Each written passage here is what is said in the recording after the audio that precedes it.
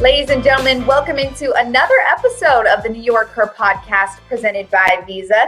I'm your host, Olivia Landis. It looks a little different. As we all know, have been a couple of times this year where we have had to go just virtual because of COVID, and we are back in our home studios.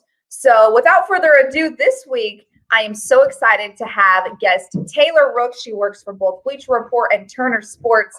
Taylor, I'm so excited to have you on. Thank you for joining me for the podcast. Well, thank you for having me. I am excited as well. It seems so fun from everything that I have seen. So I am very happy to be here. Yes, thank you so much. Taylor, I have been able to interview so many incredible women on this podcast. So I'm very glad that I can add you now to the list and we're able to have some discussions.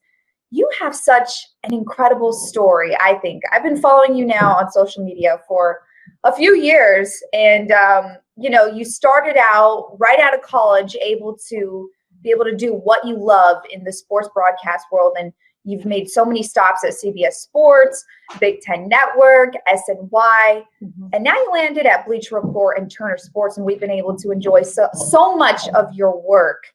What first sparked your interest and love to start a pursuit in sports? Yeah, I mean, so many different things. I always tell, everybody I'm Southern. I'm from Georgia, and I have a huge sports family. We all love football. So I grew up watching football. My dad played football in college.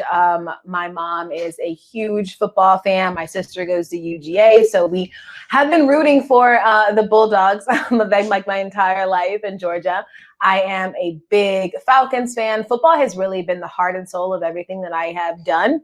I love basketball, don't get me wrong, but football is really like my thing. So just being Southern and growing up around that, I have always loved it. And then when I went to college, I wasn't entirely sure, like if I was going to pursue sports, if I'd be able to do it. But once I got there, I said, like, this is what you love to do. This is what you want to do. You have to dedicate so much time to it. So that's what I did. I kind of just went full force on sports reporting, started a blog. I was doing videos all the time, all these different things just to really try and, get my foot in the door whenever way I can. And it just kind of worked out. But I have just always loved sports, and the stories behind sports and the athletes has been the thing that's been the most interesting to me.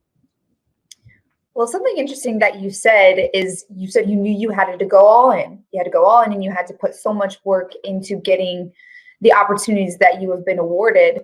Where did that passion come from? Where did that drive to just work your butt off come from? Because a lot of times, I'll say this to people oftentimes, you can teach talent and you can learn new skill sets, but you really cannot teach a work ethic. So where did that stem from? No, I agree. It's, I always say hard work really is a skill. And that is a thing that some people, I think, just kind of innately have. But I think for me, the passion, in all honesty, came from not wanting to be in some weird random market. Like when I was in school, the professor would always talk about, you start local, you're in like Iowa, North Dakota, and then you work your way up. And I'm like, I cannot live in Iowa, North Dakota. I just can't do it. And so I just always knew I had to do something that separated me. And I wanted to get really good at certain things to be able to show, prospective employers and just people in general that I could do this and could get this done. But one thing I always say, because I do think it's important, is so much of what has happened in my life was luck. And I think that there's no shame in saying that people get lucky. A lot of things fell in my favor. I happened to be in some rooms that worked out for me. I think it is so much more than hard work, because a lot of people work so hard and still aren't at the place they necessarily want to be. I think it's a disservice to people who work hard to say everything that happened to me was because I was just so focused. A lot of it was right place, right time, but being uber prepared for the things when they came. So the hard work is necessary. You have to work hard, but I think you also, in some ways, you have to be lucky too.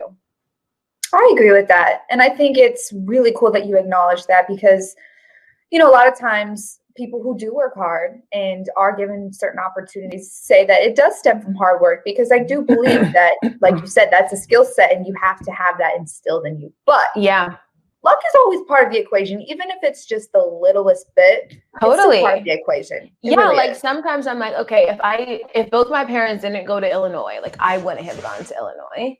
Yeah. And then like maybe I wouldn't have had some opportunities that I had at Illinois, or maybe I wasn't at the Illinois basketball game where the Big Ten Network executive producer was there and saw my broadcast. Like so many things had to happen for me to just even land that first job. And sometimes I'm like, oh my God, why did they let a 22-year-old do live TV every day? Like I look back on some of the tapes, I'm like, I feel like this was so bad. But luck really does play a role. And I think a lot of it too is, situations, and also having an advocate. All of that stuff is really, pivotal to just the trajectory of your life.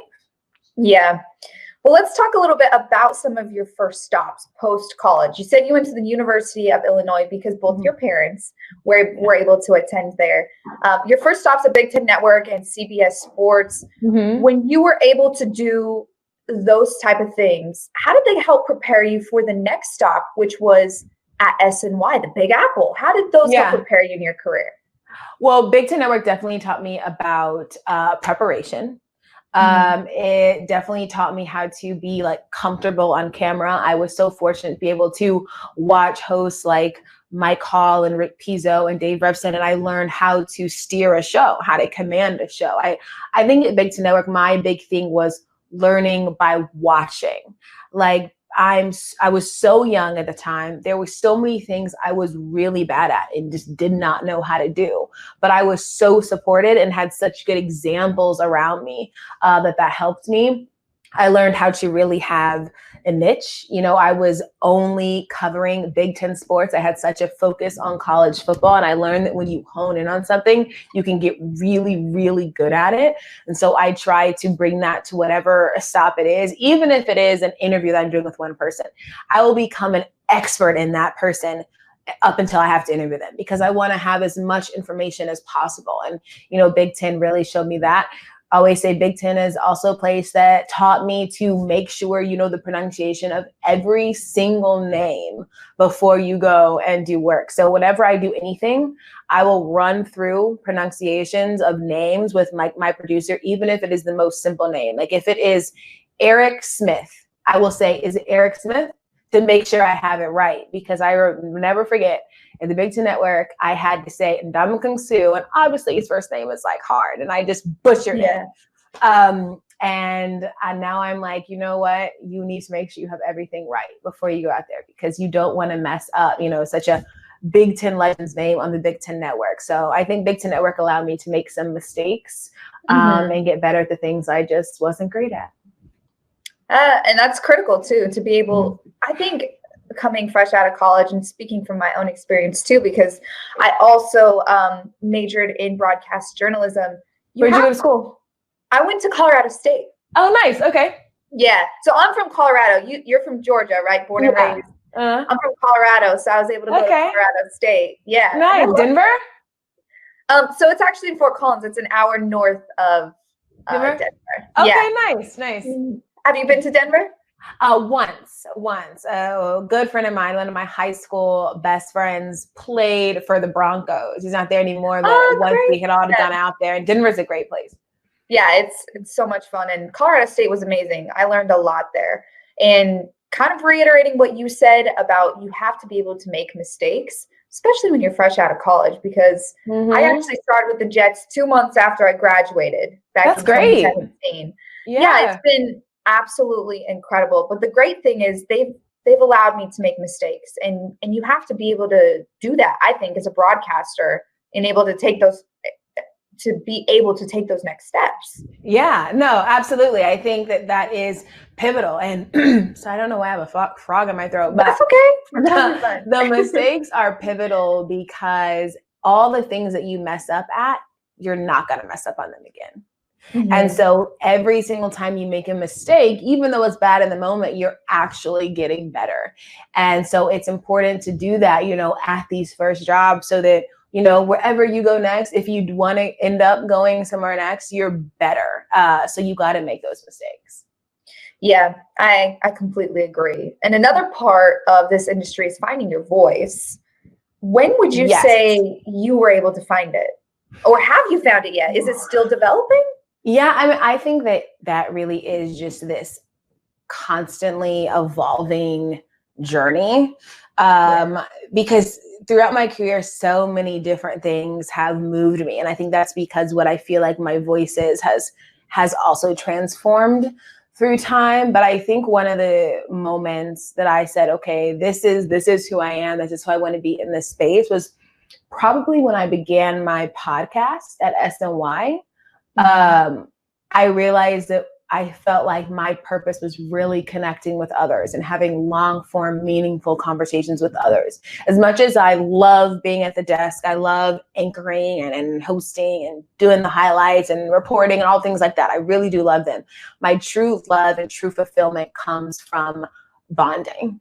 And to me, that's what interviews are. Interviews are a way to bond with someone else. You have to be so bonded with that person that they want to open up to you, that they want to be truthful, in their answers. They want to explore themselves through the conversation. If it's a serious thing or if it's not so serious thing, it really is about that relationship that you build with the person that you're interviewing within that 30 minutes or however long it is. So that's the thing that really fulfills me. And I think that through that, I found out, kind of what my voice is. But like I said, maybe in a year, I'll feel like my voice is something different. I think that that's progression, and that's a part of it. I feel like I just have things that are fundamental to me that will never change. But how those things manifest and how I bring them to the world, I think is a constantly moving vehicle. I'm so glad you said that, because you transitioned us perfectly into what I wanted to talk about next. Your show, Take It There with Taylor Rooks, that you do with Bleacher Report. Yeah. You just talked about the importance of making the other person in an interview feel comfortable. That way they could feel like, I know this person, I can be honest with them. Yeah. How have you approached that? How do you personally approach each individual? Because everyone's different. So certain things make other people comfortable. How do you approach it? So, I mean, you're right. You hit the nail on the head when you said everyone is different. I think that really is the key. Like one thing with my show that I would try to do is, we do like an activity with the person. I find something that will make them feel comfortable. Chris Paul, he loves bowling. So he wanted to go to a bowling alley. With DeMar DeRozan, he loves shoe shopping. So we went shoe shopping. Rudy Gobert said that one of the things that gives him peace is going on the walks, in the mountains outside of his home. So that's what we did. And so I think one of the biggest things and biggest keys to interviewing is environment. And the more comfortable the person will feel, the more comfortable their answers will be.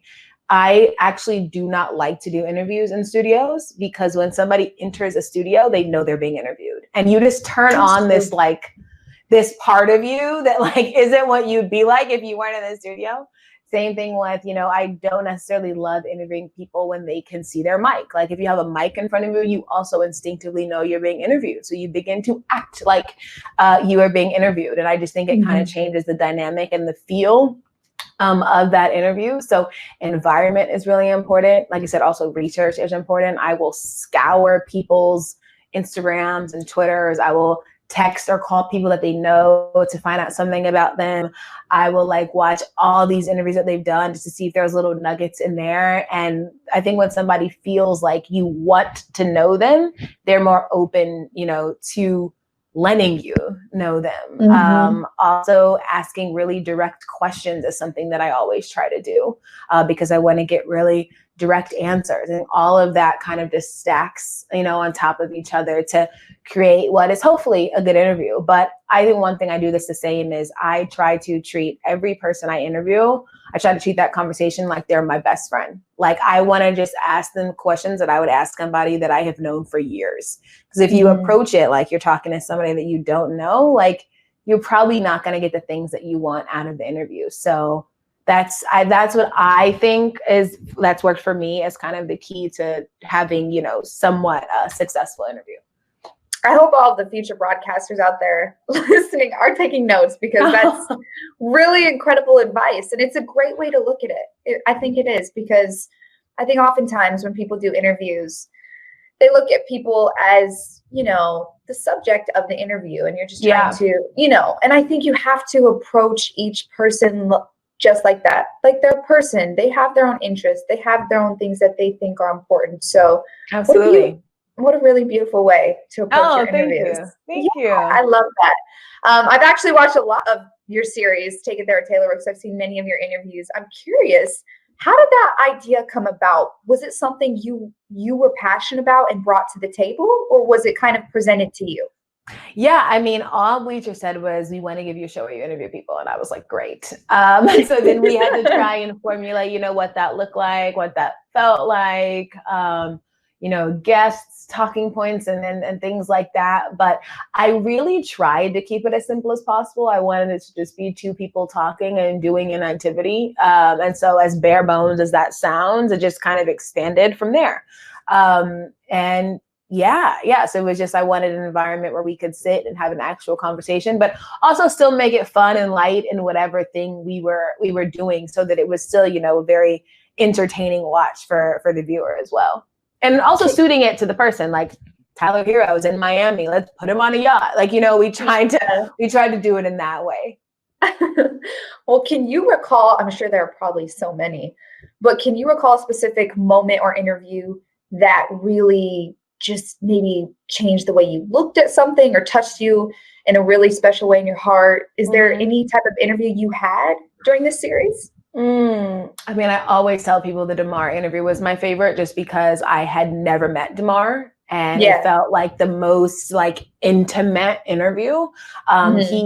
He opened up about so many things that he hadn't before, and I learned so many things about him that I never knew, and hopefully the viewer did as well. So I always point to the Damar episode.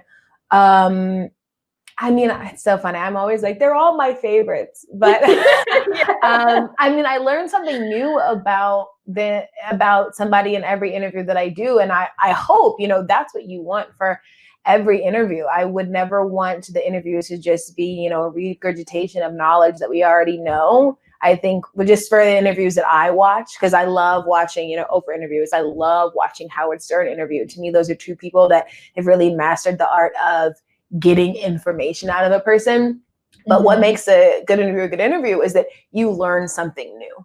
And I think so often people get these athletes or entertainers or public figures in front of them, and they just ask questions that we've heard them answer so much. But the really special interviews are the ones where you're like, wow, I see this person differently. I see them in a different light. I learned something about them that changed the way I thought about them. So I try my best to get something new out of each person, and they have all taught me and shown me different things. Well, really great approach, I think. I think that's a really great approach. If those of you listening, if you haven't seen it, go check out her Take It There with Taylor Rooks on Bleacher Report. You can catch it on the website and the app and everything. I'd like to switch gears now. Obviously, unfortunately, we're in a time right now with COVID. A lot of things have changed. One of those things that changed was the NBA.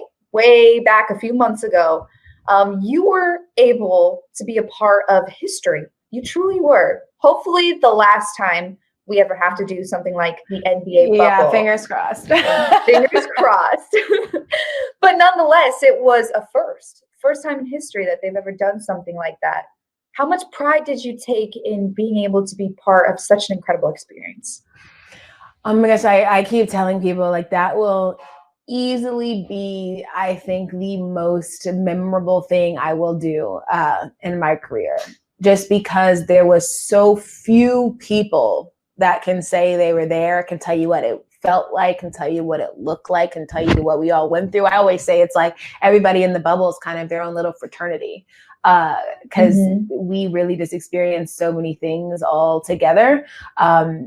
Obviously, there was these players that were fighting for a championship in the midst of a pandemic, in the midst of this racial reckoning that was happening across the country, and everybody in that bubble was fighting, for equality, for, Black and brown people. Everybody wanted to use their voice for their greater good. And so it was just a myriad of different things happening in Orlando, and we were all right smack dab in the middle of it. And it was just an unforgettable experience. I don't think anything would top it. And as I'm sure rocky it was at times, if they said that we had to do another bubble tomorrow, I'd be like, all right, let's go. I'm in. That's so cool to hear. It really is. You brought up a point I wanted to touch on. You know, during that time, and obviously we've been going through it as a country, and we're still going through it, but especially during the time of the NBA bubble, a lot of racial tension in the world. The Black Lives Matter movement was put at the forefront of so many, thankfully, so many sports organizations were finally able to, you know, come out and use their voices, and they were able to, you know, have some of the players use their voices too. As a Black woman in the midst of all of this, what did it mean to you to be able to tell some of these stories that were going on, not just surrounding basketball, but everything from the racial tension going on in this country? Yeah, you know, for me, I think that a lot of Black journalists feel like we have a responsibility. I know I felt like I had a deep responsibility to be a person that they felt comfortable talking about their feelings with, but also understanding that, yes, they are basketball players and they're here to do this job. And everybody wants to know, are you going to play? Are you going to not play? What's the team talking about? Really, a lot of them just feel a lot of emotions. A lot of them just want somebody to say, how are you doing? Like, do you feel like talking today? And I think that a lot of us, you know, whether it was me or Malika Andrews or Chris Haynes or Mark Spears, so many of, you know, the Black people in that bubble just understood. And it was important for us to be there to help tell the stories, because for so long, it was mainly white men in these spaces trying to tell people what these Black men felt about certain things. I just think that there is a different level of storytelling when you have a shared experience with the subject. So it's important to have this diversity of opinion, diversity in color, diversity of experience in these newsrooms and in spaces like the bubble, because you want the story to be told, you know, I think as accurately and as true to the subject as possible.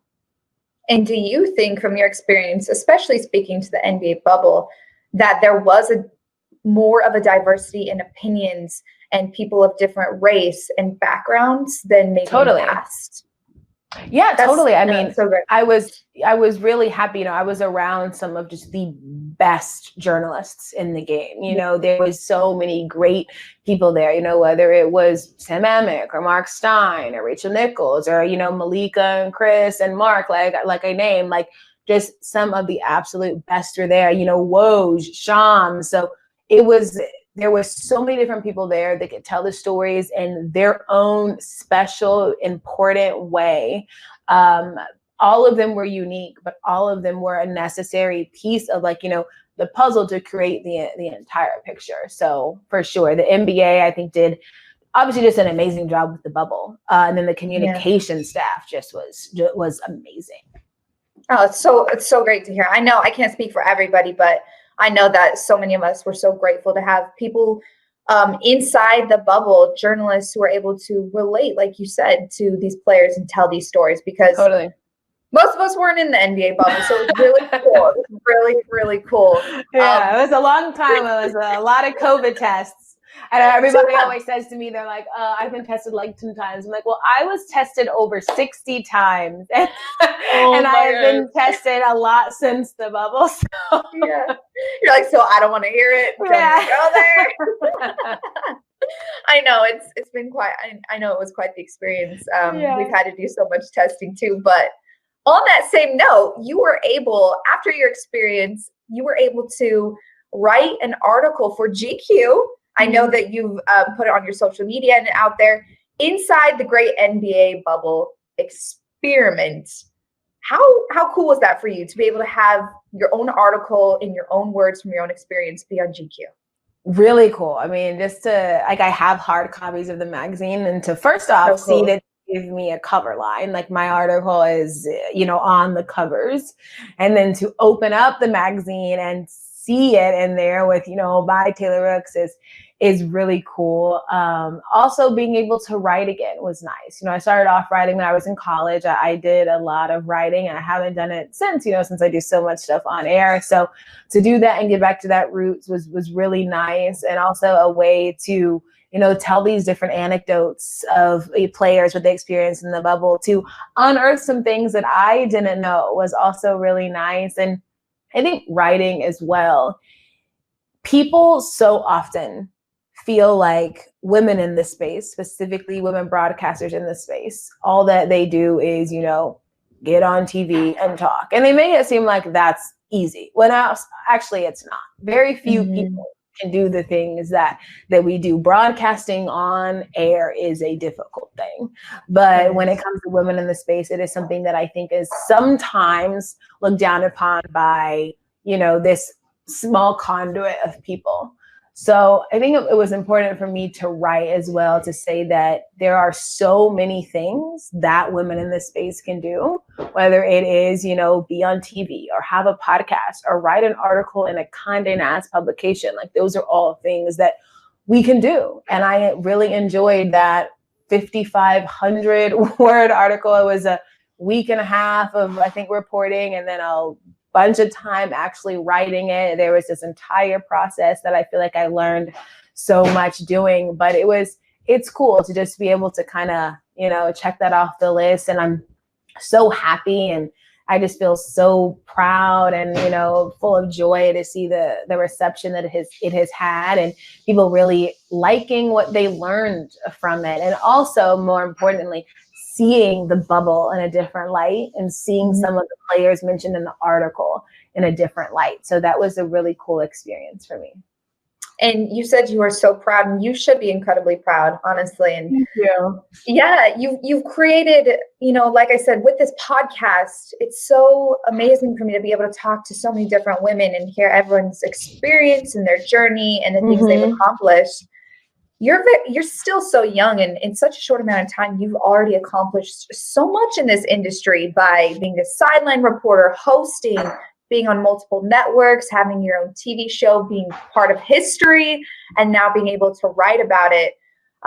Just as a woman to woman, thank you for being really a path paver. You know, because I think that's so important. Sweet. Thank you. Well, I was going to say to you, thank you for having a platform like this. I think it's really important. You are, you know, highlighting, you know, I've saw everybody that you've had on the show. You're highlighting some really pivotal and talented and amazing women on the show. And that's important. And I always say, I am so inspired by every single woman that is in this space. So I'm inspired by you doing this. I'm like, oh my gosh, we should all be doing more to really, you know, like, think all of that is really important. So thank you.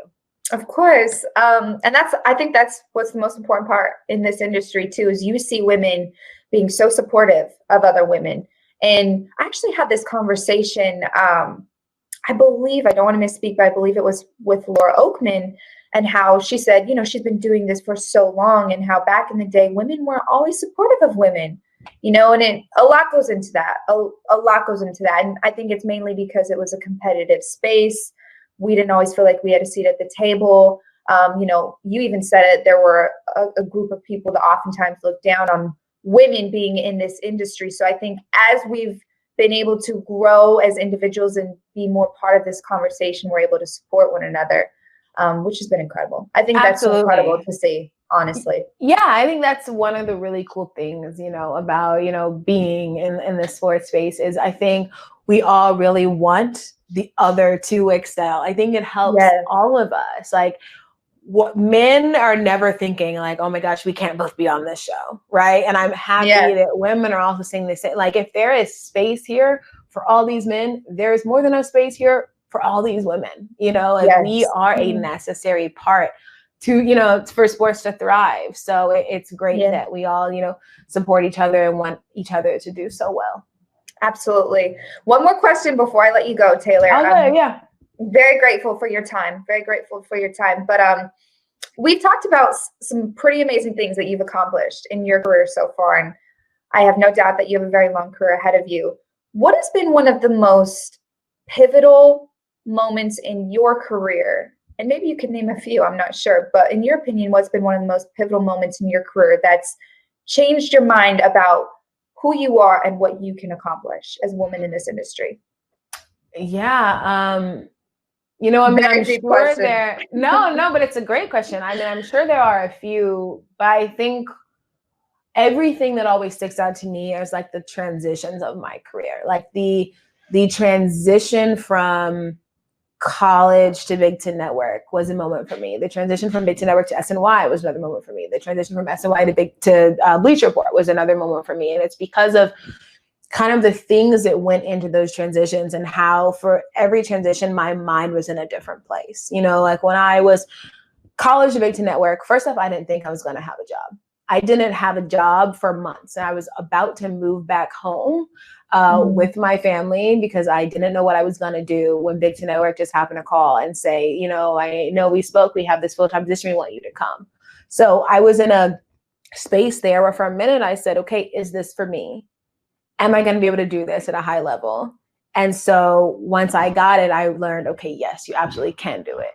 And so I was there for 2 years. I was, you know, a correspondent on the show, and that was great. I love my time at Big Ten Network. I love the people there. But after 2 years, I had this kind of different itch, which was I want to do more. I want more responsibility. I want to use my voice. I want to talk about my opinions. I really want to be able to speak at length about things that I care deeply about. And so once I saw that SNY wanted to give me these responsibilities of hosting, reporting, anchoring, and then soon to be a podcast, that was a transition for me where I said, okay, not only can I do this, you know, I can do more than this. And so I got to SNY and I wanted to really excel at those things. I learned that I could command a show. I learned that I could really lead a panel. I learned that I could, you know, be on, you know, the kind of staple program at length and be really good at it. Eventually they gave me these spots where I had these 60-second commentaries where I could talk about whatever I felt passionate about and whatever felt important. And I did that. And then I said, okay, well, I want to start this podcast. I started the podcast, and then that had some success. And I started to get a different itch, which was, okay, what I want to do is talk to people. And so then I went through a different transition, which was, I love SNY. I love the people here at SNY, but I don't feel fulfilled. So I tried to follow the thing that fulfilled me, which was Bleacher Report and my own show. So I have just learned so much in that middle area. And all of those, I think for me, have served as these really pivotal benchmarks to what I want to do ultimately in my life, what I want my work to feel like, what I just ultimately want every goal of mine to be. And like I said, I think that changes, but those very in-between stages for me have when I have felt the most growth, if that makes sense. No, it really does make complete sense, because at every different stage of your life, well, everyone's life, you know, you need different things. I liked the word you used, fulfillment. You know, you wanted to excel at each task you were given, and then when you realized you could do those things, you felt like you wanted to feel more fulfillment. So just an incredible conversation, Taylor. Thank you so much. I really appreciate your time. Absolutely. Thank you for having me. You were fantastic. I'm happy I was able to come on. Yeah, it was so incredible to be able to talk to Taylor Rooks, everybody, with Bleacher Report and Turner Sports. You can catch her stuff really everywhere online. You can see her on the TV, on live. You can see her on her Instagram. Go follow her, Taylor Rooks. But thank you, everybody, for listening to another episode of the YorkHER podcast presented by Visa. Each and every single week, I have so much fun talking to these women. So thankful for the time that they always give me, but thankful for you listeners as well. Please subscribe, rate, and share the podcast. And we'll see you next time.